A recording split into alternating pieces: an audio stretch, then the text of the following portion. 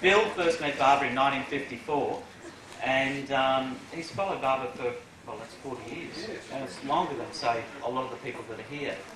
And I remember meeting Bill in 1968, just before I went to India.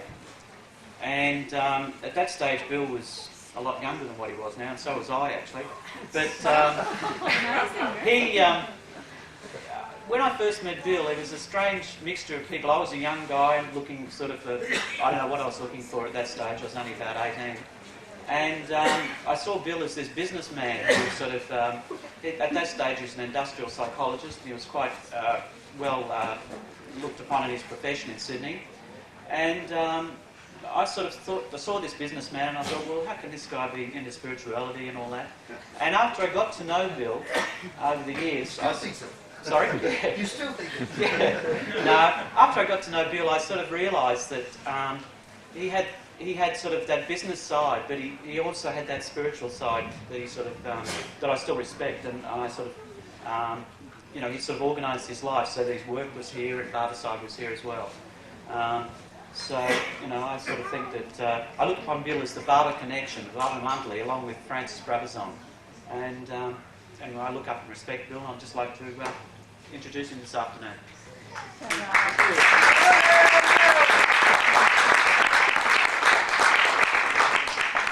We love you too, Bill.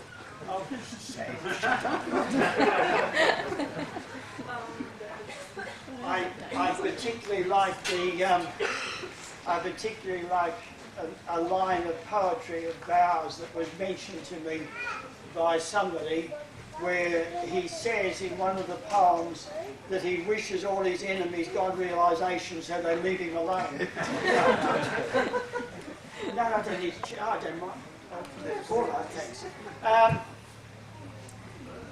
One of the things that Reg Paffel, that was mentioned so wonderfully by Robert last night, and it's true, I'll back Robert's words that so much of what you enjoy here at Avatars Abode has been due to Reg's efforts, not only during that visit and you know, prior to the visit of Barbara coming, but all the years since then.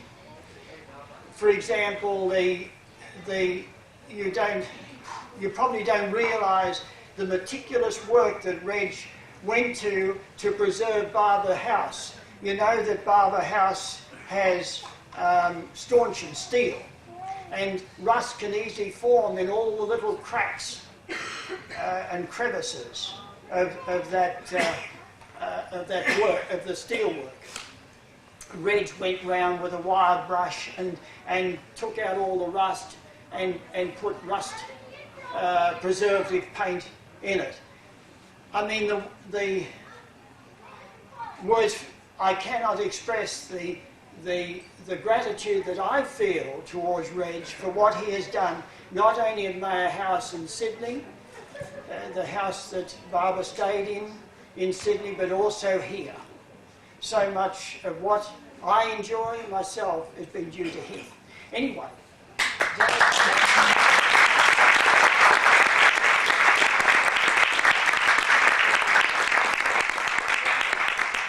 But what prompted that was that Reg showed me an album of photographs that of the building of Avatars Abode, and I thought while we were, instead of listening to me, you can sort of hand it around and you've got a good excuse for not listening to me. Oh. Okay? You might like to just have a look at and pass it on. They're early photographs, but they show Reg, Roy and myself in some of them working on Barbara's house, you know, up in the heights and whatnot. Okay. Well, that only disposes of what... It's a nice excuse to get away. I know. This is going to be awkward. It looks as if I can't... you're all sort of sitting there waiting. Well... No, we could all sing.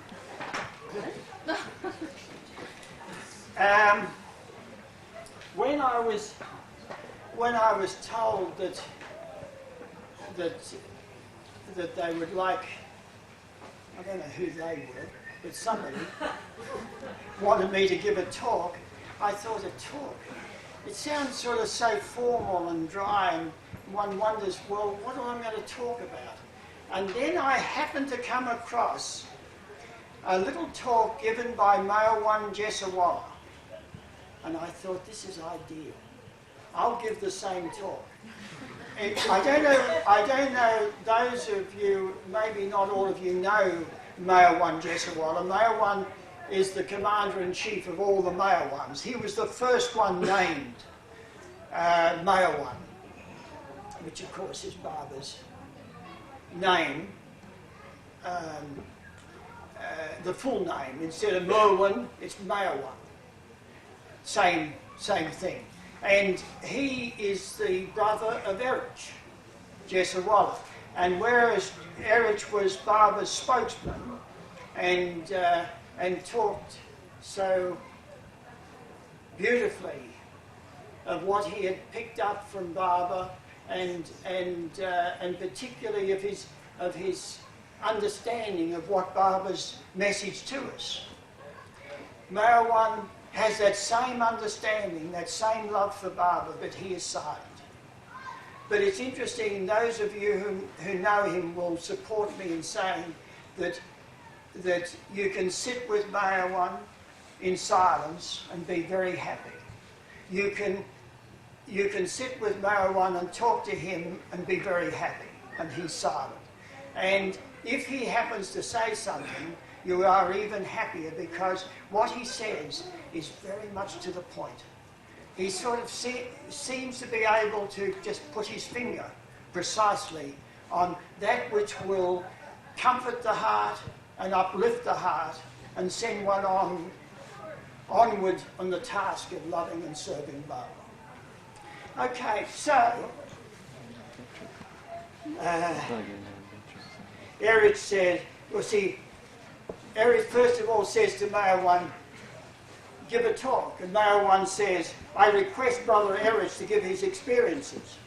Erich says, what a brother. But before we spend time in exchanging experiences, Merwin should speak out his heart, how we can be of service to Baba. Mayawan has had no time to be with you. He spends all his holidays working for Baba. I am very happy to have such a brother who lives for Baba. I think Mayawan should say something.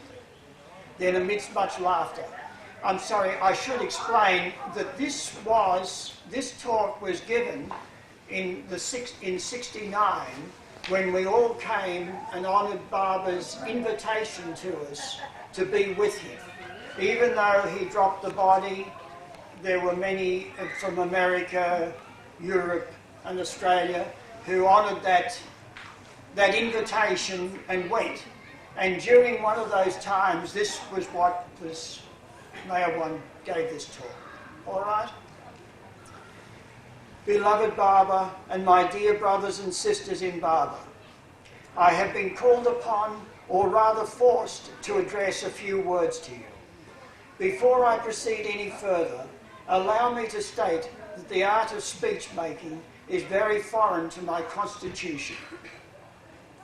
Leave alone making speeches, even hearing lengthy ones, are to me a torture that perforce I must at times endure.